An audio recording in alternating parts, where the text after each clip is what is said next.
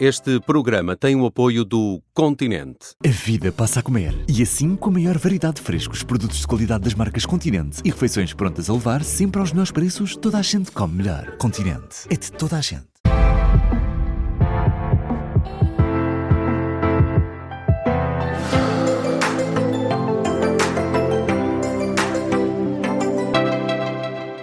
Sempre com a nutricionista Mariana Chaves. Aqui está o Aprender a Comer. E Mariana, olá, bem-vinda. Olá, Nelson, obrigada. Gostei muito do episódio da semana passada. Aconselho todos a ouvirem como regular melhor o nosso apetite, mas hoje voltamos, até ficou mais ou menos prometido no último episódio, que voltaríamos de alguma forma a este tema. Mariana, fala-se muito em fazer dieta, mas quem já tentou emagrecer sabe que muitas vezes o difícil não é começar, o difícil é manter. O que é que acontece, afinal, no nosso corpo quando mudamos a nossa alimentação para perder peso? Muito bem, essa é a pergunta... Do milhão? É. Olha, começar por... Nós, nutricionistas, não gostamos nada da ideia do fazer dieta, não é? Como uma coisa temporária, ou aqui quase como um castigo de umas semanas para ver se o peso desce, e que já estamos em junho, não é? E, portanto... Parece sempre uma coisa de choque, não é? Exatamente. O objetivo que nós queremos é de mudança, não é? Mudar o mundo. Mas mudar comportamentos, aprender a comer melhor, organizar aqui as refeições e a nossa saciedade, sempre com um objetivo muito nobre, mas é verdade, que é para termos mais saúde, mais energia, mais saúde metabólica e, com consequência disso, o peso vai diminuindo. Isto é o nosso mundo encantado dos nutricionistas. Mas a verdade... Santo Graal. Exatamente, mas a verdade é que em alguns casos pode ser mesmo preciso uma estratégia alimentar mais específica durante uma fase. Que uma dieta A ou uma dieta B que pode ajudar aqui a melhorar, por exemplo, a controlar a fome, a resistir à insulina, a melhorar a resistência à insulina, a aumentar a saciedade, e portanto o ponto essencial é este: qualquer estratégia para perder peso vai ter que respeitar aqui a biologia do corpo, porque quando o peso desce, o corpo pode não interpretar isso como uma vitória, pode interpretar isso como uma ameaça, e aí começa a fazer tudo para levar de volta ao ponto anterior, ao peso anterior, não é? E portanto, o que acontece quando o peso começa a descer é que a fome muitas vezes aumenta e porque manter o peso perdido às vezes é mais difícil do que parece, não é? Então, quando o peso começa a descer, quais são as primeiras adaptações que o corpo faz? Olha, primeiro... Ele parece que nos quer sabotar nesta tarefa, não é? É verdade, é verdade. Muitas pessoas falam da fase platô, que, portanto, muitas vezes acontece passado 3 meses, mas há outras pessoas que não, outras pessoas que é mais à frente. Mas, basicamente, nós temos o corpo a adaptar-se em 3 frentes. Na frente metabólica, o nosso metabolismo começa a baixar o nosso gasto energético, chamamos isto de adaptação metabólica. Depois também há uma adaptação hormonal e de comportamento alimentar também. Então, só quis esmiuçar um bocadinho cada um. Portanto, o gasto energético baixa porque o corpo pesa menos, verdade?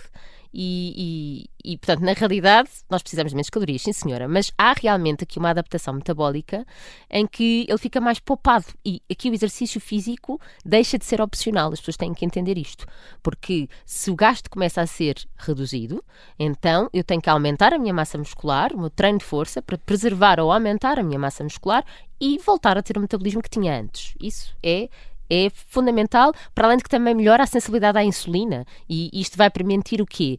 Vai permitir sustentabilidade na perda de peso, naquele peso que nós alcançamos. Portanto, cá está, já aqui começar que emagrecer bem não é só comer menos, não é? É proteger o músculo também. Depois a parte hormonal. Nós temos uma hormona que se chama grelina, que ela tende a subir, sobretudo a grelina total, associada à fome. E quando nós perdemos este peso, ela pode baixar portanto, quando a grelina tende a subir, pode baixar aqui hormonas intestinais que também dão o sinal da saciedade. Então acontece que vamos ter mais fome. Elas normalmente, estas hormonas aumentam depois da refeição e ajudam a desligar aqui um bocadinho a fome, estas hormonas intestinais que eu falava, mas se elas baixam, a mesma refeição pode deixar a pessoa menos satisfeita, e isto é verdade. E portanto, quer dizer é que a mesma refeição não vai deixar tão satisfeita. Então quer dizer que se calhar eu vou ter que apostar em coisas que me dão mais saciedade naquela refeição e não simplesmente ceder ao vou repetir ou vou pôr mais um bocadinho no meu prato. É por isso que algumas pessoas dizem que depois de emagrecer começam a pensar muito mais em comida do que anteriormente. Sim, a comida começa aqui a ocupar mais espaço mental. E a verdade é o corpo a sugerir-nos. Fala-se mesmo uma coisa chamada food noise, que é como se fosse ok. o ruído mental constante à volta da comida, e claro que também, obviamente, não facilita. Portanto, isto é uma parte biológica, não é? Que o corpo pode estar aqui a tentar recuperar a energia, não é? Mas depois também nós temos comida disponível a toda a hora, não é? Entregas através do telemóvel, motas de distribuição desta comida por todo o lado, anúncios de comida. Portanto, e também não esquecer que isto é um fator que também acaba por influenciar, acaba por nos lembrar que nós podemos comer se quisermos, não é? E para quem está numa fase em que o apetite está mais ativo, tudo fica mais difícil. Não é só aqui uma força de vontade, não é?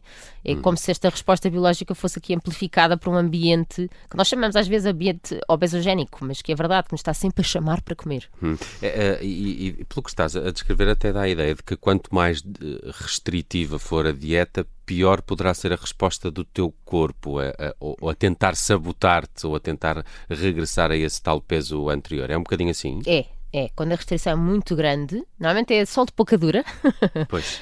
Sobretudo se a perda de peso é rápida, o corpo realmente tende a interpretar isso como escassez. Realmente... Ele acha que alguma coisa está mal. Sim, a sensatez é sempre o nosso melhor amigo. Portanto, o que é que acontece? Ele vai responder a tender a aumentar os sinais da fome. Isso é uma verdade. E reduzir a saciedade e poupar a energia. Portanto, emagrecer não vai ser aqui... É quase como se fosse uma guerra, não é? Exato. E nós temos é que fazer uma negociação. Portanto...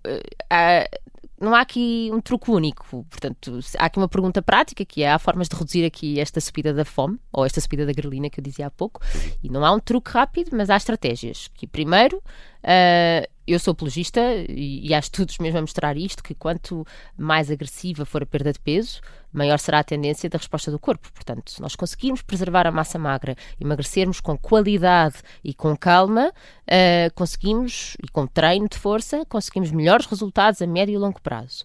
Depois, em algumas pessoas, as abordagens que promovem a cetose nutricional, portanto, dietas cetogénicas, parecem atenuar a subida da grelina em algumas pessoas. Isto não é para todos, nem deve ser feito de qualquer forma, mas às vezes é uma boa estratégia quando estamos na dita fase platô.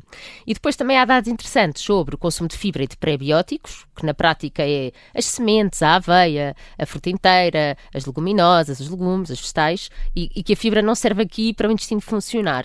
Aqui, parte desta fibra, ela é fermentada pelas bactérias intestinais e é transformada aqui em pequenos mensageiros, como o butirato é um dos nomes, que pode comunicar com o intestino e com o cérebro e, portanto, ajuda o corpo a sentir-se mais satisfeito. Isto são dados que nós temos e por isso é que é tão importante apontarmos para a fibra, que temos já vários programas sobre isso. Por isso, quando falamos de fibra, falamos também em aumentar a saciedade neste aspecto. Não é só o estômago ficar cheio por mais tempo. É também que essa ligação cérebro, ou melhor, a ligação intestino-cérebro acaba por ter este mensageiro que nos ajuda a ficar mais saciados. E no dia-a-dia, que estratégias é que podemos usar para controlar melhor o nosso apetite? Olha, nós ainda por cima em Portugal, diria que a primeira de todas é começarmos sempre com vegetais e que aqui está incluída a sopa, não é? Nós portugueses temos sopas ótimas, seja de inverno, seja de verão. Não é porque agora estamos a entrar na época de calor que temos que a deixar. Dá volume, dá fibra, dá água e, portanto, ajuda também a chegarmos com menos urgência. E também é prática, é uma coisa que pode ficar para vários dias. Exatamente. Depois, garantir a proteína, sem dúvida.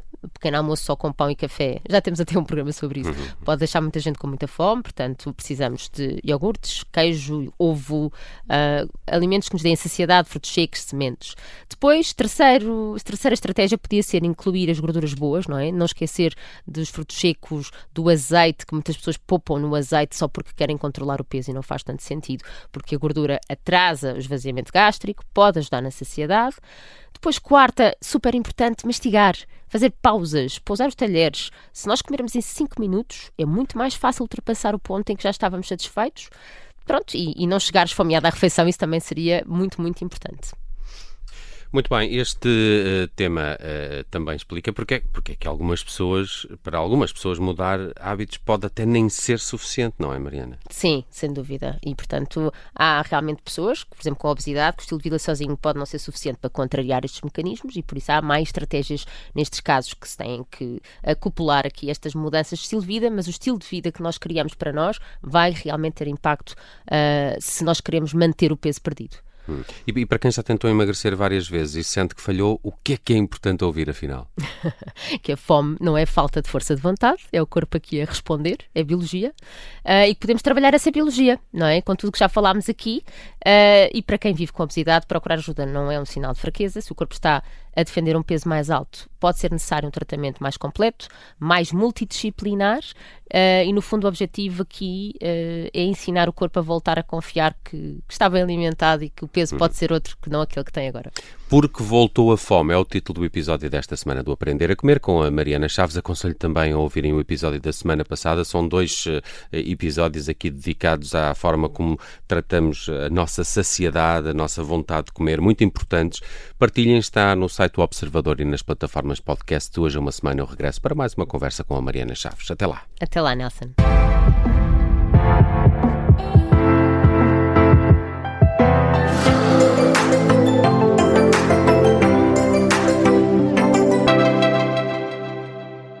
Este programa tem o apoio do Continente. E porque aprender a comer também é aprender a simplificar. Descubra as refeições congeladas Continente Equilíbrio. Assim, com refeições completas e práticas, toda a gente come melhor. Continente. É de toda a gente.